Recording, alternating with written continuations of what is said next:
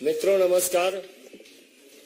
अपने बीच भारतीय जनता पार्टी के वरिष्ठ नेता केंद्रीय मंत्री माननीय अर्जुन राम मेघवाल जी आपको संबोधित करेंगे।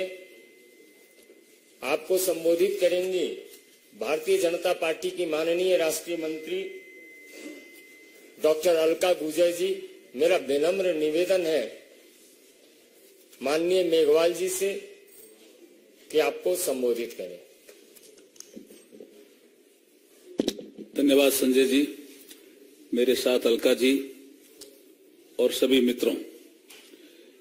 देखिए, आज मैं आपके बीच उपस्थित हुआ हूं। वैसे तो प्रतिदिन राजस्थान में ऐसी घटनाएं घट रही है जो इतनी मार्मिक होती है कि जो भी सुनता है वो ऐसा सोचता है कि इतना शांत प्रदेश राजस्थान में ये इस तरह के अपराध, कम उम्र की बच्चियों के साथ बलात्कार, गैंग रेप, एसिड डाल करके मार देना, कोई कार्रवाई नहीं होना। लेकिन आज जो एक घटना घटी है जोधपुर जिले के ओसियां में, ओसियां हमारा एक टाउन भी है और एक असेंबली सेगमेंट भी है।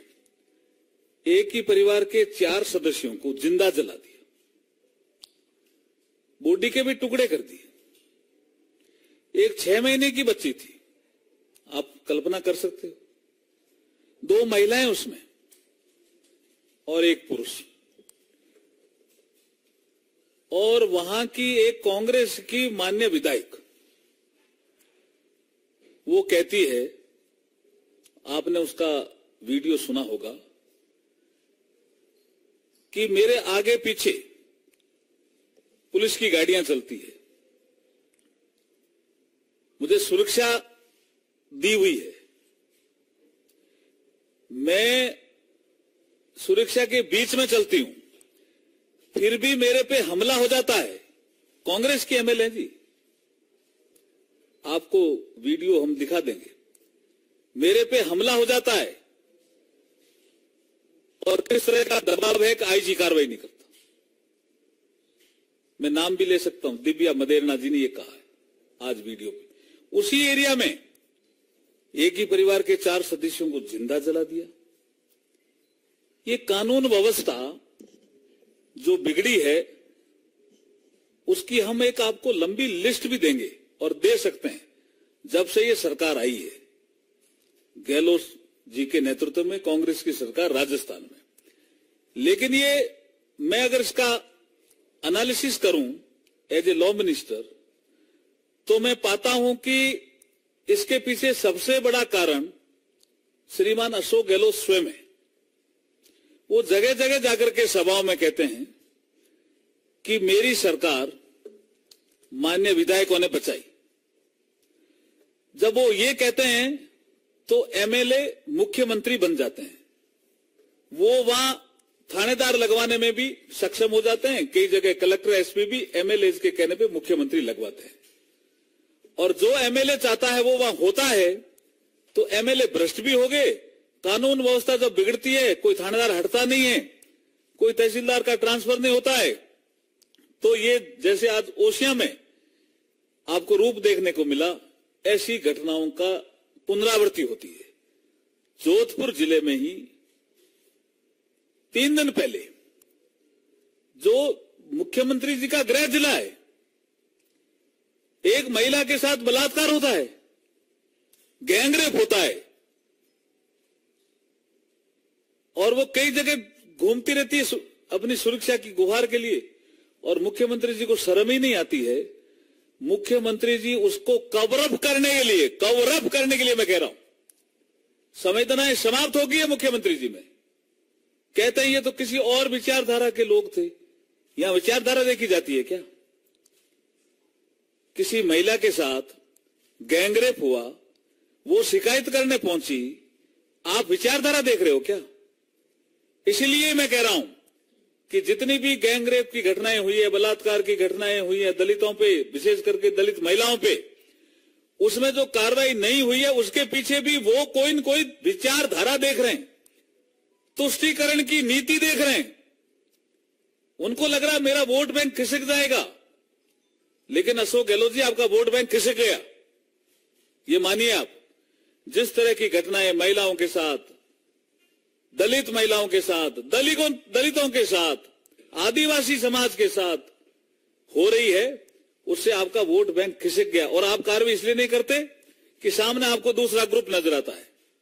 तुष्टीकरण की नीति के कारण आपको लगता है कि मैं कार्रवाई करूंगा तो मेरा वो वोट बैंक जो पक्का है वो खिसक जाएगा। आपका वोट बैंक पक्का नहीं है। राजस्थान को आपने अशांत कर दिया, बदनाम कर दिया और शर्मसार कर दिया। आप झूठ बोल करके तो शासन में आए ही थे, लेकिन इतने अपराध, ये एक रिकॉर्ड है।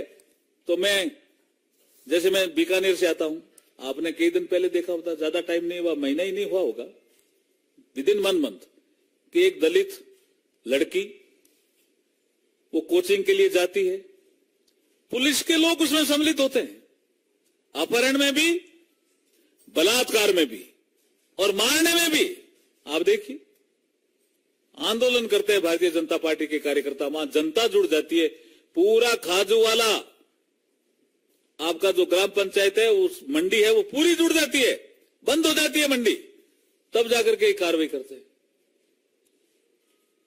अभी आप देखिए एक घटना जो करौली में घटी है, किस तरह की घटनाएं घटती है, ये कुछ नहीं कर पाते हैं। एक आपने करौली की घटना के बारे में सुना होगा, एक धरना भी चला और आप विशेष बताएंगे, किडनैपिंग होती है, नादोती है शायद, और उसके बाद एसिड छिड़का जाता है और कुएं में फेंक दिया जाता है। अरे भाई, मार भी देते हो, फिर भी कोई कार्रवाई नहीं, और उसको कवर अप करने में लग जाते हो, किसमें तो ये सम्मिलित थे, उसमें ये सम्मिलित थे, उसका। अब जैसे मैं खाजूवाली घटना का जिक्र कर रहा हूं तो उसके चरित्र पे आ जाते हैं। ये जो अशोक गहलोत जी की कार्रवाई करने की जो अभी जो फितरत बनी है, ये राजस्थान को शर्मसार कर रही है, ये राजस्थान को बदनाम कर रही है। राजस्थान जैसा शांत राज्य, गौरवशाली वहां इतिहास रहा, हमारी संसदीय प्रणाली भी बहुत मजबूत रही, सबको उन्होंने तार तार कर दिया। तो आज इसी विषय पे कुछ आगे का महिलाओं पे जो अत्याचार है उसको लेकर के हमारे अलका गुर्जर जी आपको कुछ संबोधन देंगे। सभी को नमस्कार। आदरणीय अर्जुन मेघवाल जी, दीदी नीचे नीचे सभी को नमस्कार। आदरणीय अर्जुन मेघवाल जी और समस्त पत्रकार बंधु, आज वीरों की भूमि से मैं आती हूँ, वीरांगनाओं की धरती से आती हूँ, जो हाड़ी रानी का प्रदेश है, पद्मिनी का प्रदेश है। लेकिन महिला होने के नाते बहुत पीड़ा होती है कि आज वीरांगनाओं की धरती शर्मसार है। नेशनल क्राइम रिकॉर्ड ब्यूरो कहता है कि राजस्थान महिला अपराध में नंबर 1 बन चुका है। जो वीर भूमि है, वहां बलात्कार की रोज 17 से 18 घटनाएं होती हैं, 7 मर्डर्स होते हैं, और महिलाएं जो सबसे ज्यादा सुरक्षित प्रदेश राजस्थान शांत प्रदेश माना जाता था, वहां महिलाएं सड़क पे सुरक्षित नहीं है, घर में सुरक्षित नहीं है, हॉस्पिटल में बलात्कार हो जाते हैं।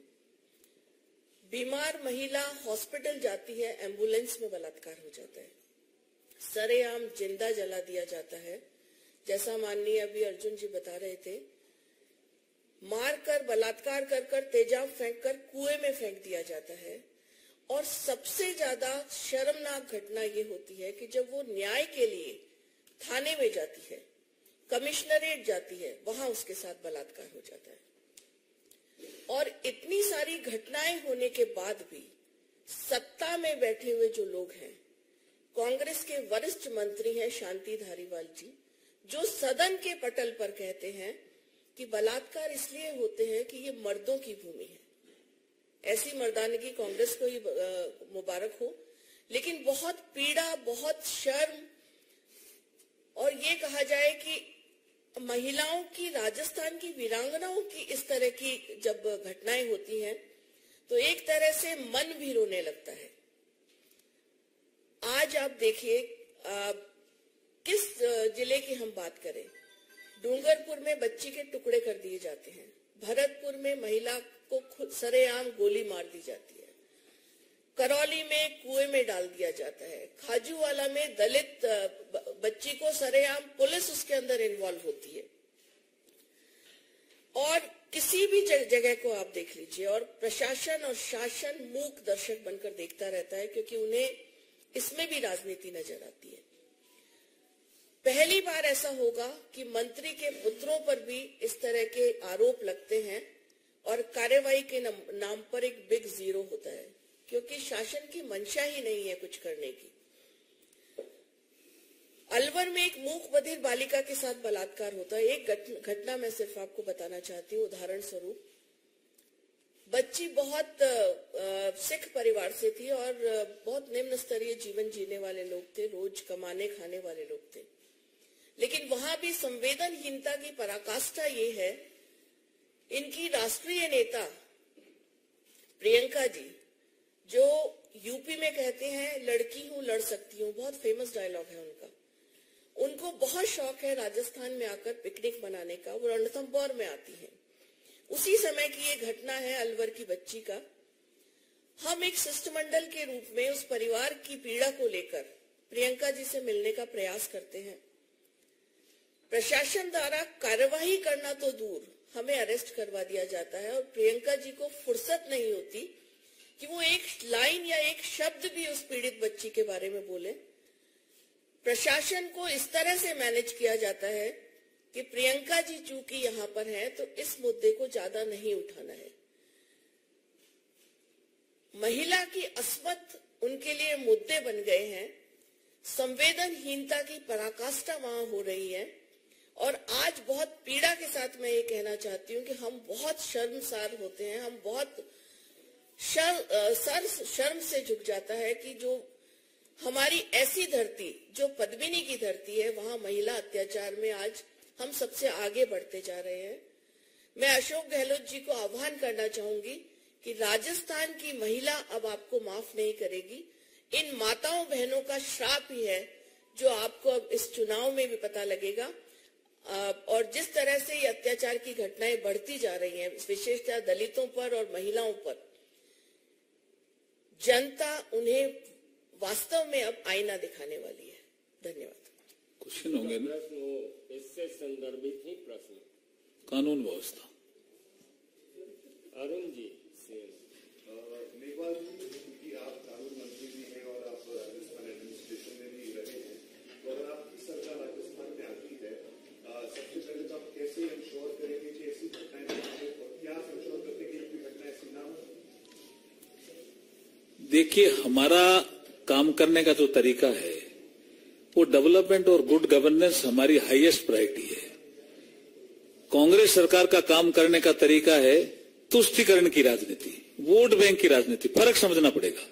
तो हम जहां जहां भी हैं वहां इस तरह की घटनाएं कम है। अभी जैसे अलका जी कह रही थी 17 बलात्कार रोज राजस्थान में, 7 मर्डर रोज राजस्थान में। तो ये इसलिए ना कि वो तुष्टीकरण की राजनीति और वोट बैंक की राजनीति उनकी प्रायोरिटी, हमारी वो प्रायोरिटी नहीं। हमारा डेवलपमेंट और गुड गवर्नेंस प्रायोरिटी। आप देखिए भरतपुर में क्या हुआ, ये कैदी दोनों तरफ पुलिस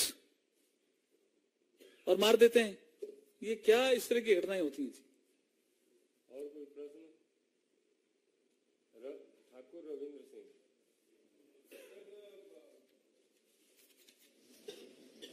राजस्थान में जिस तरह से क्राइम आपने बताया बढ़ा है और लोकसभा चुनाव विधानसभा चुनाव होंगे, आपको पता जाने की वहां पर सरकार बनी, लेकिन कांग्रेस के नेता कहना है, चाहे राहुल गांधी हो, प्रियंका गांधी हो, कि राजस्थान में ऐसा कुछ नहीं बच रहा है और ये मोदी सरकार की जो फेलियर है उससे छिपाने के लिए राजस्थान पर, और इसीलिए उन्होंने बेंगलुरु बैठक करके विपक्ष की बड़ी बैठक की है, लेकिन उस बैठक से नीतीश कुमार नाराज हो गए। क्या कहना है? ये विषय अलग है, लेकिन देखो ये मैं दिखा रहा हूं किस तरह से फेल्यूर है। ये राहुल गांधी, हाँ, ये देखिए ना, राहुल गांधी जी के बारे में मैं थोड़ा अभी आपको रविंद्र जी बताता हूं। उनका अभी एक अभी सुप्रीम कोर्ट में आए हैं, तो वो कहते हैं मुझे बोलने की आजादी नहीं। बोले तो सभा में खुद ही थे ना, हमने थोड़ी कहा था। गाली देने की आजादी नहीं है, वो फर्क समझ में आता नहीं। अब हाई कोर्ट का फैसला आया, अब इतने अपराध घट रहे हैं। अरे भैया, आप मौन जुलूस निकाल लेते, बैठ जाते, कुछ कर देते, नहीं बोलते हो तो। लेकिन जैसे राहुल गांधी का हाई कोर्ट का फैसला आया, उसके खिलाफ मौन व्रत किया। उनकी मुझे लगता है दिशा ही ठीक नहीं है, किधर जा रहे हैं। इसलिए वो दिशा ठीक नहीं, इसलिए जो आपने कहा वो घटना घटी।